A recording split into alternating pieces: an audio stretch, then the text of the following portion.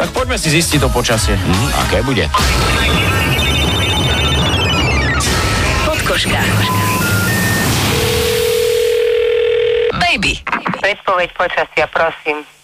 Ujo? Nie, teta. Teta? Teta, ja chcem vedieť, či bude snežík.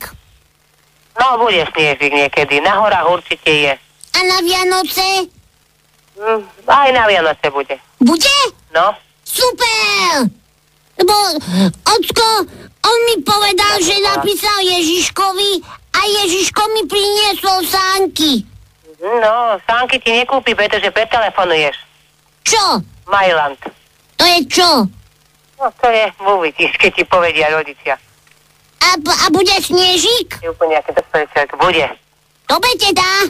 Dobre, že bude snežík. Ahoj, Áno. si tam? Nie, odišla som. A je tam Ježiško? Aj čerdy, aj diabol tu. A čo robí? Čo robí? Číta. Číta? Lebo u nás nebol. Iba Mikuláš prišiel, čert nebol. Ježiši Kriste. Som dobrý. To nepochybujem. Prečo? No, ja neviem, ale telefón je 606. Maminka mi dala telefon. Podkoška. Baby. Ale vydržala minútu a pol. Ale veľmi sa premáhala.